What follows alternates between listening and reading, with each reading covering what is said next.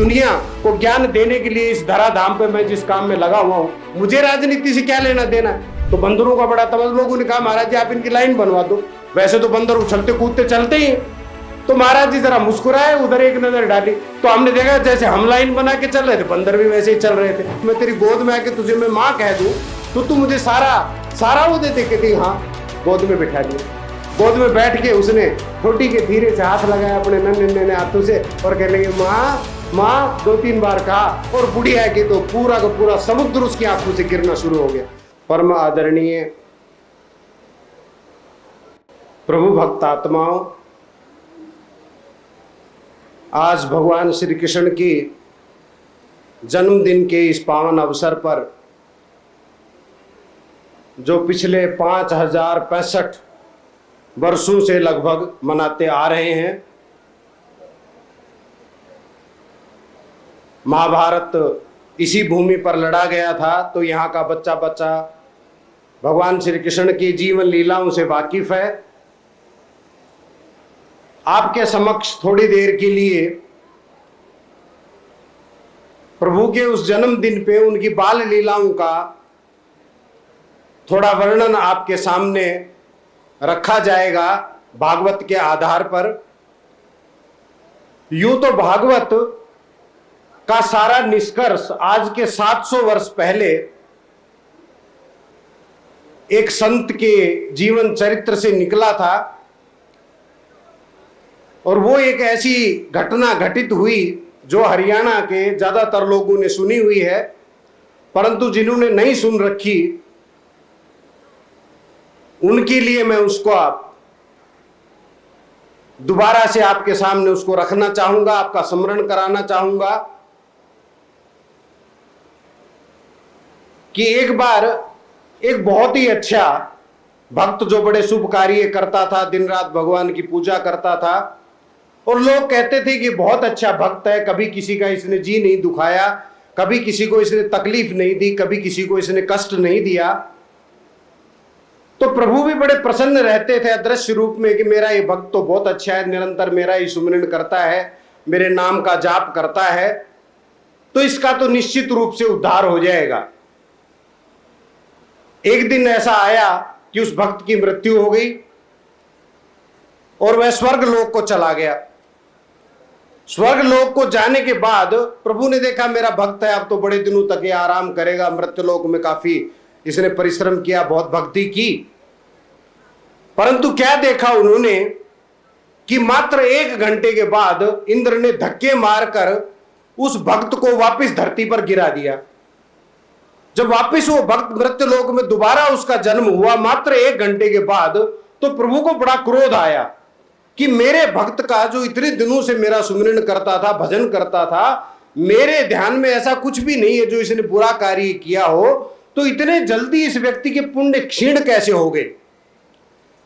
तो बड़ा आश्चर्य हुआ और उन्होंने कहा कि इंद्र को समन किया कि इंद्र को बुलाओ, मेरे सामने पेश करो, ये क्या अन्याय करता है, मेरे सारे विधान को इसने खराब कर दिया, तो इंद्र को मेरे सामने पेश किया जाए। स्वर्ग के राजा इंद्र को उनके सामने पेश किया गया। भगवान ने पूछा कि मेरे इस भक्त को तुमने मात्र 1 घंटे में स्वर्ग से वापस क्यों गिरा दिया, ये तो बहुत अच्छा व्यक्ति था, इसने कभी कोई खराब कार्य नहीं किया, सुबह सुबह पक्षियों को दाना डालता था, प्याऊ पर ये पानी पिलाता था, सदा व्रत करता था, हर व्रत उपवास ये किया करता था, भजन कीर्तन में हिस्सा लेता था, आखिर इसको क्यों गिरा दिया। तो इंद्र कहने लगे कि प्रभु हम तो आपकी जो आज्ञा है वो अपेल है और आपकी आज्ञा में हम लोग तो चलते हैं। रामचरितमानस में भी ये वर्णन आता है, जब समुद्र से भगवान ने प्रार्थना की तो उन्होंने कहा कि ये जो आपने 5 तत्व की जो सृष्टि जो बनाई है, ये तो मर्यादा पुनि तुमरी कीनी, आपकी मर्यादा में हम लोग बंधे हुए हैं। तब प्रेरित माया उपजाए, सृष्टि हेतु सदग्रंथ निगाए, तो सारे ग्रंथों ने हमें, तो आपकी माया ने हमें उपजाया है इस सृष्टि को चलाने के लिए, तो हम तो आपकी आज्ञा में बंधे हैं। और प्रभु हम आप ही की आज्ञा में बंधे हुए हमने आपके इस भक्त को नीचे गिराया है, मृत्यु लोक में पुनः भेज दिया। भगवान ने पूछा कि कौन सी बात है, मुझे बताओ वो कौन सी मैंने मर्यादा स्थापित की थी। तो उन्होंने कहा कि प्रभु आप अपने भक्त को सर्वगुण संपन्न बनाना चाहते हैं, अगर उसमें जरा सी भी कहीं कोई कमी नजर आती है तो आप उसको पुनः मृत्युलोक में आके और अपने चरणों का दास बना लेते हैं, और उसकी उस कमी को उसकी कमी को दूर करके आप उसको बिल्कुल अपने समान जब तक वो नहीं बन जाता, आप उसको बार बार अपने साथ रखते हैं, अपने चरणों में उसको बुला लेते हैं और सदगुरु के रूप में उसको ज्ञान देकर और उसके वो सारे के सारे गुण आप उसमें पैदा करना चाहते हैं जो हे प्रभु आपके अंदर हैं। तो भगवान ने पूछा मेरे इस भक्त में क्या कमी थी? बोले प्रभु इसमें सहन शक्ति की बहुत कमी थी, इसमें सहन शक्ति नहीं थी, बात बात में क्रोध करता था, जरा जरा इस बात में लड़ पड़ता था, जरा सा कष्ट आता था तो ये सोचता था क्या रखा है ये गुरु वगैरह बनाने में, क्या रखा है इन सत्संगों में, क्या रखा है इन धर्म की बातों में, ये सब करते करते भी मेरे ऊपर तो इतनी तकलीफें पड़ती रहती। तो बोला इसमें सहन शक्ति नहीं थी, तो प्रभु वो गुण इसके अंदर उत्पन्न करने के लिए इसको पुनः धराधाम पे भेजा है। अन्य कहा बात तो तुम्हारी ठीक है, मेरा तो यही नियम है कि मैं सर्वगुण संपन्न चाहता हूं अपने भक्त को देखना। अब उस व्यक्ति का जीवन शुरू हुआ और दुनिया भर के कष्ट उस पर पड़ने लगे। 17-18 साल की उम्र में उसका बेटा मर गया, घर में और अनेक विपत्तियां आने लगी, गरीबी के कारण बड़ा परेशान, घर उसका चूता था, पैसे उसके पास होते नहीं थे, हर तरह से वो कष्ट, जो भी कार्य करता था उसी में बाधा आती थी। परंतु धीरे धीरे अपना वो पूर्व जन्म के संस्कारों के कारण अपने भक्ति मार्ग में लगा रहा और धीरे धीरे करते करते उसका जीवन यापन चलता रहा, बड़े कष्ट में उसका जीवन बीतता रहा। परंतु उसमें इतनी शक्ति भगवान ने दे दी कि वो हर कष्ट को धीरे धीरे सहन करने लगा। आखिर बहुत दिन हो गए तो एक बार किसी ने कहा भाई तू इतनी भक्ति करता है फिर भी तुझ पर इतना कष्ट पड़ता है। एक महापुरुष इस वक्त धराधाम पर आए हैं, जैसा कि गीता में भी भगवान कृष्ण ने कहा है कि हे अर्जुन ऐसा कोई समय नहीं था जब मैं इस धरती पर नहीं होता और तू नहीं होता, हम तो सदा ही रहते हैं। इसलिए ऐसे महापुरुष इस वक्त धराधाम पर आए हुए हैं और तू उनकी शरण में चला जा, उनके पास तू जाएगा तो वो तुझे मोक्ष प्राप्त प्रदान करेंगे, वो तेरे इन सारे के सारे जो तुझे कष्ट जो हो रहे हैं इनका निदान उनके पास होगा। वो भक्त रोता रोता जैसे ही नाम सुना वो उनके दरबार में जा पहुंचा और उनके दरबार में पहुंचकर जैसे ही उस भक्त ने बड़ा दुखी अवस्था में पहुंचा, वहां दरबार में जब पहुंचा तो उसको किसी ने अंदर नहीं जाने दिया। वो कह लगे तू तो नया आदमी है, पता नहीं कहां से एकदम से आया है। तो उसने कहा कि भाई मैं तो बड़ा नाम सुन के आया हूं, श्रवण सुजस सुन आए हूं, मैं उनका नाम सुनकर आया हूं, मुझे एक बार उनसे मिलने दीजिए, उनके चरणों तक मुझे पहुंच जाने दीजिए, उनका सत्संग मुझे सुन लेने दीजिए और मेरा कल्याण हो जाएगा। लोगों ने नहीं आने दिया। अंदर देखा तो जो महापुरुष वहां बैठे हुए थे वो एकदम से उनका चेहरा थोड़ा सा क्रोध से भरा हुआ था और उन्होंने जो सेवा कार्य करने वाले थे उन लोगों को डांट कर एकदम से पूछा कि तुम लोगों की व्यवस्था ठीक नहीं है। उन्होंने कहा जी हमसे ऐसी क्या गलती होगी। उन्होंने कहा कोई व्यक्ति आया है बाहर, जाओ ऐसा व्यक्ति खड़ा हुआ है उसको तुम लेके आओ। वो गए, जाके उनको कहा कि आपको तो बुलाया जा रहा है, आप अंदर चलिए। वो भक्त जब अंदर आया तो महापुरुष के चरणों में उसको सिर नवाते तो सबने देखा, पर सज्जनों उसके बाद उठते किसी ने नहीं देखा। वो गुरु महाराज के चरणों में वहीं पर लीन हो गया। और उसी के बाद किसी कवि ने लिख दिया तेरे चरण कमल में राम लिपट जाऊं रज बन के, तेरे चरण कमल में राम लिपट जाऊं रज बन के। तो उसमें जब सर्वगुण संपन्नता जब उस व्यक्ति में पैदा हो गई तो गुरु महाराज के चरणों की वो धूल बनके वहीं पर चिपक गया और किसी को दिखाई नहीं दिया। तो सज्जनों महापुरुष हमारे इस भारत भूमि पर समय समय पर आते रहे और अपनी लीलाओं के माध्यम से उन्होंने हम लोगों को वो मूल ज्ञान, वो गुप्त ज्ञान उन्होंने हमें दिया। कृष्ण भगवान की बातें आपको ले, छोटे छोटे से बच्चे थे तो 6-7 घर छोड़ के श्रीराम का घर था, अहीर का लड़का था, वो भी मधुमंगल उनका विशेष मित्र था, मंडली भद्र उनका खास दोस्त था। ये इनकी सारी एक चौकड़ी सी बनी हुई थी, सारे दिन ये लोग खेलते रहते थे। अब कुंज में जब खेल रहे थे वाटिका में तो वहां पर भगवान अपनी लीलाओं के माध्यम से, बड़ी मधुर लीलाओं के माध्यम से उन बच्चों को दिखाते थे। एक दिन कहने लगे दाऊ भैया से, दाऊ भैया मुझे ना भूख लगी है। तो दाऊ भैया कहने लगे भाई भूख लगी है तो माने हम लोगों का जो गले में एक छिक्का, उसको भी छिक्का बोलते थे, एक तो हमारे हरियाणा में ऊपर छिक्का लटका देते हैं, जिसमें माताएं मैंने रोटियां रख देती हैं ताकि चींटियां ना चढ़े, उस पर असंभव होता है चींटियों का पहुंच पाना, घी मक्खन वगैरह वहीं पे रखा जाता है, और एक छिक्का गले में ग्वालों के लटका दिया जाता है, वो लटका के ले जाते हैं, और जब गाय चराते हैं तो उस छिक्के को पेड़ की किसी डाली से लटका देते हैं ताकि उनको कोई छोटा मोटा जानवर उसको झूठा ना करे या चींटियां ना चढ़े। तो उन्होंने कहा तेरे छिक्के में भोजन है, वो तू ले आ। तो कृष्ण भगवान ने कहा मुझे उस वाले खाने की थोड़ी ना भूख है। तो बोले भाई तेरी भूख भी बड़ी अजीब है। दाऊ भैया ने कहा कौन से वाले खाने की तुझे भूख है, वो खाना बता दे, तुझे वो वाला खाना ला देते। अब दाऊ भैया अच्छी तरह से आदत उनकी जानते थे कि भाव का भूखा हूं मैं, और भाव ही एक सार है। कोई न कोई भक्त आज भाव से इसके लिए कुछ लाया है, इसको वो भूख सता रही है, आज इसको खाना अच्छा नहीं लगेगा, माँ ने जो अपने छीके में जो चीज बांध के दी है ये वो नहीं खाएगा। तो दाऊ भैया ने पूछा कि तुझे किस चीज की भूख लगी है भाई, वो भूख बता, किस चीज की भूख लगी है। कहता मुझे ना वो जो चूरमे के लड्डू जो बने हुए होते ना छोटे छोटे, आज मुझे उसकी भूख लगी है।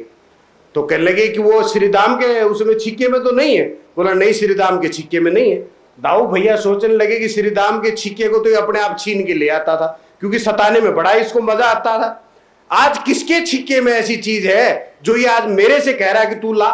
और चिपटे हुए पीछे उनके अपने कंधे के ऊपर उन्होंने अपना सर रखा हुआ है कन्हैया ने, और कान में धीरे धीरे फुसफुसाहट कर रहे हैं।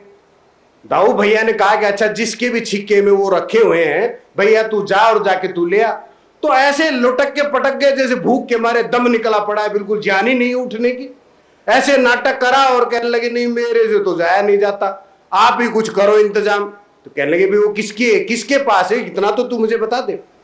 तो उस दिन पहली बार अर्जुन नाम का एक ग्वाला जो बड़ा ही शर्मिला था, ये भागवत की बात मैं आपको सुना रहा हूं, कोई कथाएं कोई ऐसी नहीं, उनमें भागवत में सब बातें लिखी हुई हैं। तो अर्जुन जो था वो बड़ा शर्मिला था, उसका मन तो बड़ा करे कि मैं प्रभु को कुछ खिलाऊं, पर कुछ भक्त ऐसे होते हैं कि इतना संकोच करते हैं कि मन में दृढ़ इच्छा होते हुए भी भगवान के सामने जाके कह नहीं सकते थे कि आप मेरा खाना खा लो। गरीब घर का बेचारा, तो वो डरता था कि पता नहीं मेरे खाने के लिए अगर मुझे डांट दिया तो, अगर मुझे डांट दिया तो श्री राम का खाना खा लेते हैं, उसका खा लेते हैं, मैया का दिया हुआ खा लेते हैं, पता नहीं मेरा खाएंगे कि नहीं। परंतु सुबह सुबह उठ के अपनी माँ से कहने लगा माँ तू मुझे भी आज लड्डू बना दे, कानू को बहुत पसंद है लड्डू, मैं आज थोड़े से लेके जाना चाहता हूं। तो माँ ने थोड़े से लड्डू बना दिए। तो उन्होंने कहा दाऊ भैया से कि दाऊ भैया अर्जुन आज लड्डू लेके आया है। तो धीरे से हो गए, वो उधर बेचारा बैठा बैठा इंतजार कर रहा कि मैं क्या कहूं, मैं कैसे करूं, ये लोग खाना क्यों नहीं खाते।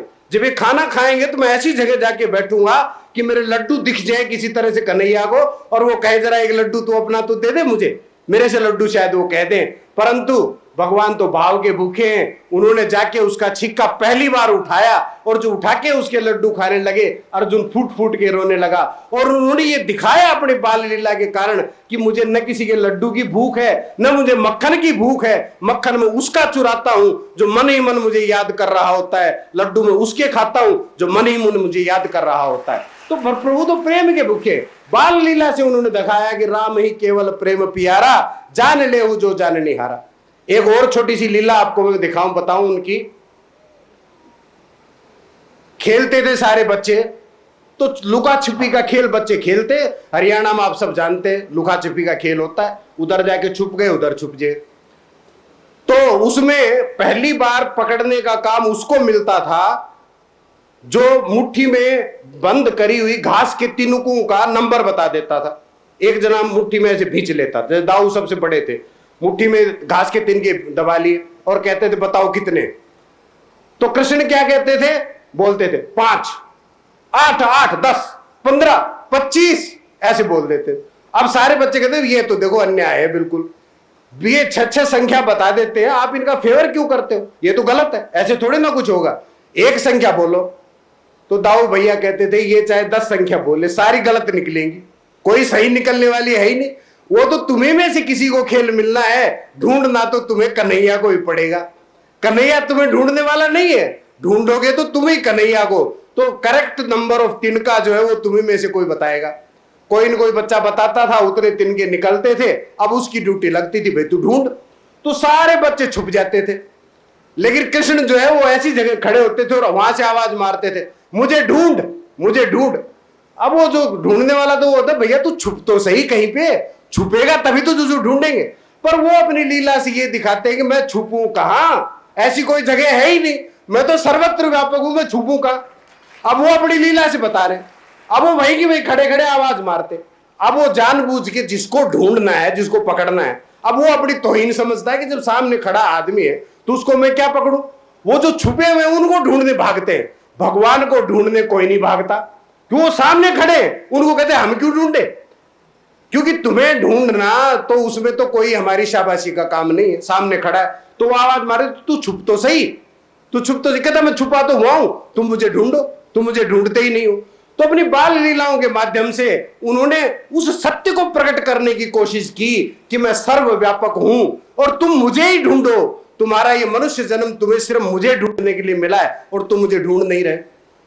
जब वो खेलते थे वहां पर तो आकाश में बादल जो थे वो आ जाते थे और एकदम से बिल्कुल छाया कर देते थे। बादल छाया कर देते तो उधर गोपियां सारी की सारी कहती थी कि देखो बादल कितने अच्छे हैं। प्रभु पे छाया करने के लिए इन्होंने पूर्ण रूप से अपने आप को समर्पण कर दिया। और वहां वो गोपियां जब आपस में बात करती थी तो एक सखी दूसरी सखी से कहती है कि देख सखी, प्रभु का रंग श्याम है ना, तो देख इन बादलों ने भी अपना रंग श्याम बना लिया। कितना अनुकूल बन गए ये, अपने स्वामी के प्रति कितनी अनुकूलता इन लोगों में है कि प्रभु का रंग श्याम है तो ये खुद भी श्याम बन के आए हैं। तो दूसरी सखी कहती बस तेरा दिमाग यहीं तक चलता है, तूने एक ही बात को नोट किया। अरे पगली, प्रभु तो सरस होते हैं, वो तो भीतर से इतने सरस होते हैं, इतने दयालु होते हैं, इसलिए बादल अपने भीतर जल भी भर के लाए हैं, क्योंकि ये वैसा ही बन के आना चाहते हैं, ये अपने अंदर जल भर भर के लाए हैं। तो तीसरी सखी ने कहा ये दोनों तो बात होगी, पर मेरे प्रभु का तो पीतांबर देखो कितना सुंदर लग रहा है, पीले वस्त्र के पहन रखे हैं। तो चौथी सखी ने कहा अरे तू वस्त्र देख रही है क्या, बादल क्या उस पीली बिजली को अपने अंदर नहीं भर के ला रहे, वो भी तो बीच बीच में उस वस्त्र को चमकाते हैं, उस तड़ित को दिखाते हैं। तो सज्जनों, वो उसके भीतर उन बादलों के उस समर्पण भाव को देख रही हैं कि अपने शरीर को इन्होंने बिछा दिया प्रभु को सुख देने के लिए। प्रभु को सुख देने के लिए इतना इन्होंने समर्पण अपने आप को कर दिया कि अपने शरीर को इन्होंने सूर्य की तपती धूप के सामने बिछा दिया कि हम गर्मी में मर जाएंगे पर हमारे कृष्ण के ऊपर धूप नहीं जानी चाहिए। और जब उन्होंने देखा कि ऊपर की तो हमने गर्मी को रोक लिया, परंतु नीचे जो बालू तप रही है, जो धरती तप रही है, उससे तो हमारे कान्हा के जो चरण हैं उनको तो बड़ी गर्मी लग रही होगी, वो तो तपत के मारे बड़ा उन पे परेशानी हो रही। तो उन्होंने जल की बूंदें ऊपर से गिराना शुरू कर दी और जल की बूंदें गिराकर नीचे भी उन्होंने ठंडक पैदा कर दी कि हमारे प्रभु को आराम मिले। तो सखियां आपस में बात करती काश कि हम भी ऐसे होते। उर्दू के एक शायर ने कहा है दायम पड़ा हुआ तेरे दर पर नहीं हूं मैं, खाक ऐसी जिंदगी पे कि पत्थर नहीं हूं मैं। हे प्रभु, काश कि मैं तेरी दहली के ऊपर एक दहली का पत्थर बना हुआ होता, तो आप जाते तो कम से कम पांव तो टिकता आपका, पांव टिका के आप अंदर जाते, और पांव नहीं भी टिकाते तो कम से कम उलाकते तो सही, और उलाकते तो ही मेरा धन्य जीवन हो जाता। दायम कहते हैं देहली को, जो गांव में ऊंची बीच में बनाई जाती है। तो कहने लगे मैं दायम नहीं पड़ा हुआ। तो ऐसी उनकी लीलाओं के माध्यम से उन्होंने बड़ा बताया। एक आजकल अक्सर ये बातें हम लोग सुनते आ रहे हैं कि कर्म का फल तो सबको भुगतना पड़ेगा, ये एक सिद्धांत है, परंतु भगवान कृष्ण ने अपनी लीला के माध्यम से ये बताया कि महापुरुष की शरण में आने के बाद कर्म के फल से भी मुक्त हो जाओगे। वो कहा किया उन्होंने कि एक बेचारी बुढ़िया सर पे फलों की टोकरी लाद रखी, दुनिया भर के फल उसमें भर के ना, और सारे ब्रज में बेचारी आवाज लगाती फिर रही, कोई फल ले लो, कोई फल ले लो। कोई फल ही बेचारी की नहीं ले रहा था। सारा दिन बीत गया, दोपहर सर पे चढ़ाई, 7-8 बजे की निकली हुई, दोपहर के 12 बज गए। आखिर थक हार के नंद बाबा के महल के सामने जहां बहुत सारे वृक्ष थे, एक वृक्ष की छाया में बेचारी आके बैठ गई। सफेद जो उसके बाल थे सर के, वो सारे के सारे बिखर गए थे, क्योंकि पूरी तरह बंधते नहीं थे, कहीं से टूट रहा है, कहीं से बिखर रहा है। ऐसी उसकी जीर्ण अवस्था बालों की हो चुकी थी। बेचारों ने उसने किसी तरह इकट्ठा करके उसमें एक गांठ बांधी, और गांठ बांध के थोड़ी देर सुस्ताने लगी। तभी उसने देखा कि एक नन्हा सा बड़ा प्यारा सा बालक सामने के आंगन में अपने खलियान, जहां बहुत बड़े अनाज के ढेर लगे हुए थे, नंद बाबा के बड़े खेत थे, तो अनाज के ढेर लगे हुए, वो अनाज के ढेरों की तरफ वो बच्चा जो आता हुआ दिखा, तो उसने सोचा कि ये इतने ही अनाज इन लोगों के घर में है, एक आवाज में मार के देखूं, शायद ये बच्चा मेरे से फल ले ले और कुछ अनाज बदले में दे दे। तो बेचारे ने फिर आवाज लगाई, कोई फल ले लो, कोई फल ले लो। जैसे ही आवाज लगाई तो सारे देवता आकाश में आ गए कि भाई आज तो बड़ी विचित्र बात होने वाली है। तो लोग कहने लगे भी क्या विचित्र बात होने वाली, सारे देवता दौड़ रहे हैं अपने अपने वाहन लेके, पूरा आकाश देवताओं से वो भर गया पूरा का पूरा। वो कहने लगे भी क्या देखने जा रहे हो? कहते हैं कि भगवान से सारी दुनिया फल मांगती है। हे प्रभु मैंने ये किया, इसका मुझे फल देना, मैंने तुझे 1.25 रुपया का प्रसाद चढ़ाया, तू मेरी लॉटरी निकाल दियो, मैंने तेरा ये किया, तू मेरे बच्चे उपास कर दियो। और एक बुढ़िया जीर्ण शीर्ण अवस्था में फटी साड़ी पहने हुए, पांव में जिसके जूती चप्पल नहीं है, वो उनके दरवाजे पे बैठ कर कह रही है फल ले लो, कोई फल ले लो। आज बोलो कोई फल देने वाली पहुंच गई, कोई अजीब घटना आज घटित होने वाली है, इसलिए चलो तमाशा देखने के लिए चलते। पूरा आकाश छा गया और तमाशा ऊपर से देखने लगे। भगवान कृष्ण उसके पास धीरे धीरे ठुमकते ठुमकते चले। जो परिचारिकाएं थी वो बाल लीला देखने में बड़ा आनंद लेती थी। नन्हे नन्हे कृष्ण को वो देख रही, सारी छुप गई कि देखिए क्या करता है लाला, इसको जाने दे, क्या करके आता है, इसका तमाशा देखते। अब वो धीरे धीरे चले और ये फल बेचने वाली ने जैसे ही उस बालक के रूप को देखा, ये बिल्कुल पागल सी मतवाली सी एकदम से हो गई। सज्जनों, इसी कारण तो उसका नाम कृष्ण रखा था, क्योंकि इतना आकर्षण था कि जो एक बार देख लेता था उसकी हालत बिल्कुल खराब हो जाती थी। उसका अनिमेष नेत्रों से वो वही देखना चाहता था, उसका मन हटता नहीं था वहां से। एक ब्रज गोपिका के तो ये हालत हो गई, उसकी सास ने कहा जा नंद बाबा के घर से वो मथानी मांग ला, वो रुई रई जो होती है ना जिससे दूध को मथते, तो रई मांगने के लिए गई। कृष्ण ने न तो उसकी तरफ देखा न उसको नोटिस किया, पर रई मांग के चलने चलने में उसका रंग बदल गया पूरा का पूरा। जब घर गई तो सास ने पूछा अरे ये तेरा क्या हो गया, अच्छी खासी गोरी चिट्टी गई थी और तू श्याम रंग में रंग के आ गई, तेरे हो क्या गया? वो 7 दिन तक तो वो बोली ही नहीं कुछ भी। और 7 दिन के बाद जमुना के किनारे बैठी हुई अपनी एक सहेली को उसने अपनी राज की बात बताई कि क्या करूं सहेली, वो एक नन्हा सा बालक मैंने ऐसे देखा नंद बाबा के घर में कि उसके आकर्षण में मैं ऐसी खिंच गई, उसने ऐसा मुझे खींच लिया कि उसका जो रंग था वही रंग मेरा हो गया। आपने भजन भी सुना होगा, श्याम पिया मोरी रंग दे चुनरिया, ऐसी रंग दे कि जिसका रंग कभी नहीं छूटे। और कौन से रंग में रंग दे? बोले श्याम रंग में रंग दे चुनरिया, अपने ही रंग में रंग दे चुनरिया, जो तेरा रंग है उसी में मुझे रंग दे। अब वो फल विक्रयणी ने जब आवाज मारी तो भगवान कृष्ण उसके पास गए और जाके उनको कहा कि ये फल आप मुझे दे दो, मैं फल लेने के लिए आया हूं। वो बड़ी प्रसन्न हुई। उसने कहा कि फल तो मैं तुम्हें दे दूं, लेकिन इनका तुम्हें मुझे मूल्य देना पड़ेगा। कन्हैया पूछने लगे मूल्य? ये शब्द तो मैंने कभी जीवन में सुना नहीं, मूल्य तो मेरे से आज तक कभी किसी ने मांगा नहीं। सबके घरों में गोपियां मुझे जबरदस्ती पकड़ पकड़ के ले जाती हैं, कोई मुझे माखन खिलाती हैं, कोई एक ठुमका मेरे से लगवा के और मुझे दुनिया भर की मिठाइयां खिला देती हैं, और ज्यादा ज्यादा ये होती है कि मेरे गाल पे एक चुम्बन जरूर जड़ देती हैं, पकड़ के मेरे गाल को चूम लेती, इतना जरूर होता है। बाकी मोल तो क्या होता है वो तो मुझे नहीं पता। उसने समझाया बुढ़िया ने कि मोल क्या होता है, जब बेटा किसी से कोई चीज लेते हैं ना तो उसके बदले में उसको कुछ न कुछ देना पड़ता है, तो उसको मोल कहते। कहता अच्छा तो मैं क्या लाऊं? कहता तू भी कोई चीज ले आ, तू मुझे दे दे, मैं तुझे ये फल दे दूंगी। तो भागे भागे फिर अंदर गए और बहुत ज्यादा धान था, अपनी एक मुट्ठिया यूं भर ली, उंगलियों को जोड़ा और नन्हे नन्हे हाथों में धान उठा लिया। धान उठा के जब दौड़े एकदम से फलों पे नजर है तो बड़ी तेज रफ्तार से दौड़े, वो धीरे धीरे उंगलियां पड़ गई ढीली और वो सारे के सारे दाने रास्ते में पड़ते पड़ते पूरी लाइन बन गई दानों की। और जब तक वो पहुंचे तो सिर्फ एक दाना उंगलियों के बीच में अटका रह गया। और वो कहने लगी ये ले तेरा मोल। वो कहने लगी कि बस एक ही दाना मोल, मेरे इतने सारे फलों का एक ही दाना मोल देगा मुझे? तो वो कहने लगा कि तब देखा कि मेरे तो सारे दाने पीछे मुड़ गिर गए। तो कहने लगा अच्छा मैं ठीक है दोबारा जाता हूं, मैं फिर भर के लाता हूं।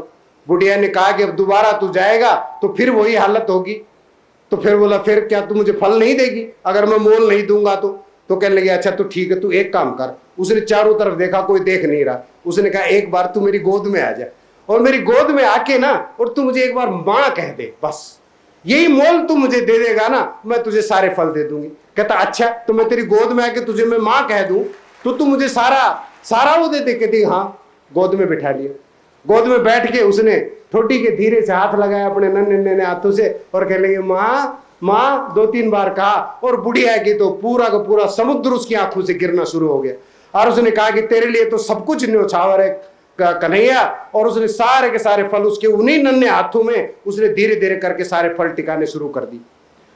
वो जब फल टिकाने शुरू किए तो इतना आश्चर्य का काम हुआ कि उसकी भरी टोकरी कन्हैया के उस नन्हे नन्हे हाथों में सारे फल चले गए। और कन्हैया धीरे से कहने लगा, हे माँ, मैंने तेरे सारे कर्मों के फल लेके और मैंने तुझे मुक्त कर दिया। वो बेचारी कुछ नहीं समझ पाई कि कर्मों का फल ले लिया, मैं सिर पे कर्मों के फलों की टोकरी लादे लादे कितने करोड़ों वर्ष मेरे बीत गए। और इस नन्हे से बालक ने ऐसी तत्व की बात उसके कान में धीरे से डाल दी, वो बेचारी समझ नहीं पाई, वो मोल का अर्थ नहीं समझ पाई, और वो कर्म के फल भगवान ने कैसे ले लिए वो बुढ़िया वो नहीं समझ पाई। उसकी आंखों से तो आंसू गिरते रहे, किसने मुझे मां कहा है।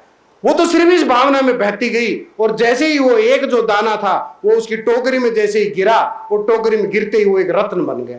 और वो रत्न ऐसा बना कि वो रत्न की पूरी उसकी वो टोकरी रत्नों से भर गई, अपने सर पे लाद के, और वो बेचारी चल पड़ी आनंद में इतनी मग्न। उसकी एक तरह से चलती चलती की समाधि लग रही थी। तालाब के किनारे जब वो पहुंची और जाके जब टोकरी को उगाड़ के देखा कि इतने सारे रत्न, उसने उठा के उन सारे के सारे रत्नों को उस तालाब में फेंक दिए और कहने लगी, आज तो मुझे वो मिल गया कि आज इन रत्नों की मुझे जरूरत नहीं है, सारे के सारे पानी में फेंक के। और उसके बाद उस बुढ़िया को जाते हुए लोगों ने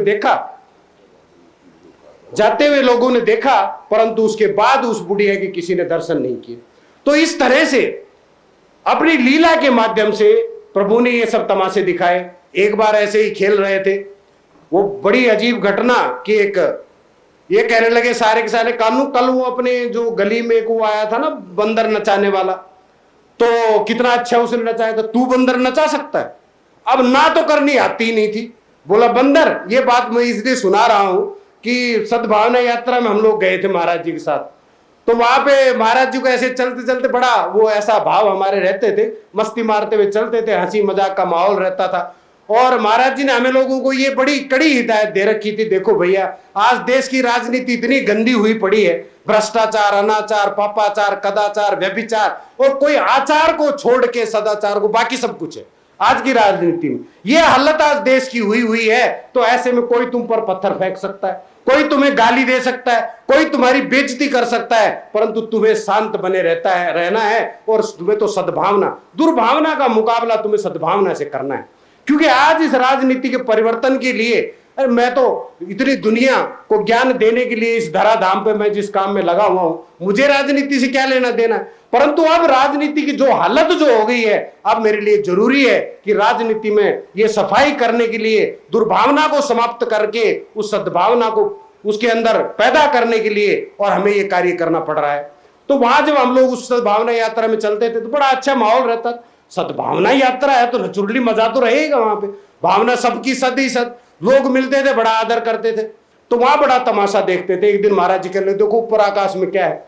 तो मैंने देखा उधर, तो मैंने कहा जी पीपल का पेड़ है। तो महाराज जी कह लगे और ऊपर देखो थोड़ा ध्यान से।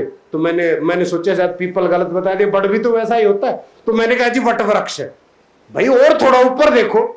अब न वो पीपल है न वट है, मैं फंस गया कि अब और क्या देखो इसके अंदर। अब और तो पहचान है नहीं, वनस्पति शास्त्र का तो स्टूडेंट था नहीं। खैर और ऊपर देखा तो वहां पे चमगादड़ उड़ रहे थे दुनिया भर, पूरा का पूरा चमगादड़ का ग्रुप उड़ रहा। तो मैंने वो देखा, मैंने कहा तो चमगादड़ उड़ रहे। अब मैं मन में सोचूं कि गुरु महाराज ने मुझे चमगादड़ क्यों दिखाए। अब ये चक्कर पड़ गया, मुझे चमगादड़ क्यों दिखाए। अब मैं सोचता रहा कि भाई चमगादड़ दिखाए, कोई की बात इसमें होगी। खैर वो शाम तक वो बात समझ में आ गई। मैं उस डिटेल में ना जाते हुए मैं आपको ये बात में बताना चाह रहा हूं कि वो हर तत्व में बंदर हमारे साथ साथ लाइन बना के चलने लगे। तो बंदरों का बड़ा तमस, लोगों ने कहा महाराज जी आप इनकी लाइन बनवा दो, वैसे तो बंदर उछलते कूदते चलते ही हैं। तो महाराज जी जरा मुस्कुराए, उधर एक नजर डाली तो हमने देखा जैसे हम लाइन बना के चल रहे थे बंदर भी वैसे ही चल रहे थे। अब जड़ मोह है बुद्ध हो सुखारे।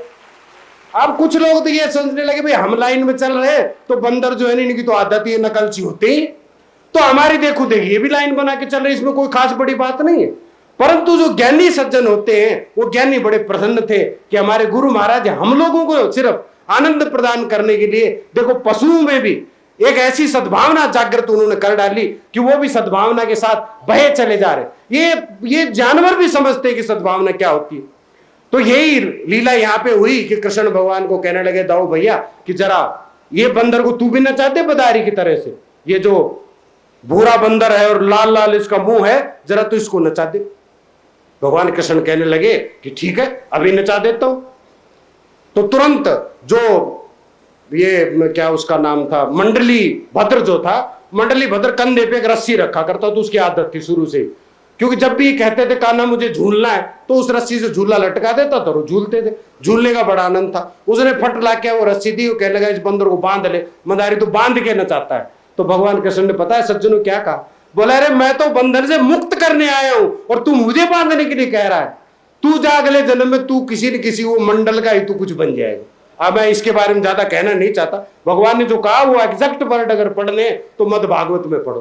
कहता तू बांधने के लिए मुझे कहता है, मैं तो बंधन खोलने के लिए आया हूं, देख इस बंदर को मैं बिना बांधे नचाता हूं। और उन्होंने कहा कि डुगडुगी तो कम से कम ले आओ। तो अंशु नाम का एक छोटा सा बच्चा था, उसके घर में डुगडुगी थी, वो दौड़ा कि मैं डुगडुगी लेके आता हूं। वो फटाफट से डुगडुगी उठा के लाया, उनके हाथ में जैसे ही डुगडुगी दी और डुगडुगी पे बंदर नाचने लगा, भगवान भी नाचने लगे। और तभी क्या देखा, सारे पक्षियों से पेड़ लद गए, सारे के सारे जानवर थे सो वाके सारे के सारे वहां पे खड़े हो गए। और भगवान ने एक ऐसा दृश्य उपस्थित किया कि सिए राम मैं सब जग जानी, करऊं प्रणाम जोर जुग पानी। कि समस्त सारा का सारा ब्रह्मांड का ब्रह्मांड पूरा का पूरा सिए राममय हो गया, कृष्णमय हो गया, सर्वत्र कृष्ण ही कृष्ण दर्शन दिखाई देने लगे। ऐसी ही जो मैंने बादलों की बात की, छोटी सी बात कहते हुए मैं अपने विचारों को यहीं पे समाप्त करूंगा कि भगवान राम के अवतार में भी बादल ऐसे ही आकाश में आ गए थे। और जब आकाश में बादल आए तो सूर्य को बड़ा बुरा लगा कि मुझे दर्शन देने से लोग ये मुझे रोक रहे हैं ये बादल। तो सूरज ने कहा बादलों से ये छवि निरखने दो हमको, राधे श्याम रामायण जो नेपाल में बहुत ज्यादा चलती है।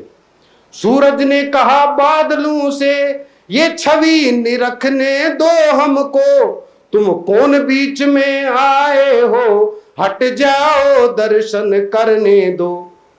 उत्तर में बादल गरज उठे, उत्तर में बादल गरज उठे, तुम हमको काहे टोक रहे, हम भी तो दर्शन करने आए हैं, तुम दर्शन को क्यों रोक रहे। तब सूरज ने कहा कि ये सूर्य वंश में जन्मे हैं, इसलिए हमारा पहला हक है, क्योंकि सूर्य वंश में जन्मे हैं तो पहले दर्शन हम करेंगे। तो बादलों ने कहा कि ये जो तुम्हारा तर्क है ये तुम्हारा तर्क बिल्कुल बेकार है, क्योंकि हम भी घनश्याम कहाते हैं, ये भी घनश्याम कहाते हैं, और इस कारण से पहले दर्शन का हक हम पाते हैं। ये भी घनश्याम और हम भी घनश्याम, तो पहला दर्शन का हमारा हक है। जब बढ़ गई रार तो हवा चली और उसने यूं बीच बचाव किया, थोड़ा थोड़ा मौका देकर दोनों का पूरा चाव किया। उन्होंने बड़ा अच्छा वर्णन किया कि थोड़ी थोड़ी देर के लिए वो बादलों को हटा देती थी, सूरज प्रभु के दर्शन कर लेते थे, थोड़ी थोड़ी देर के लिए बादल फिर आ जाते थे, सूरज को ढक लेते थे और बादल दर्शन कर लेते थे। तो जब वो इस धराधाम पे आते हैं तो सज्जनों उनके दर्शनों के लिए दुनिया अपने आप टूट पड़ती है, आकर्षण ही ऐसा उनके अंदर होता है। बोलिए श्री सद्गुरुदेव महाराज की।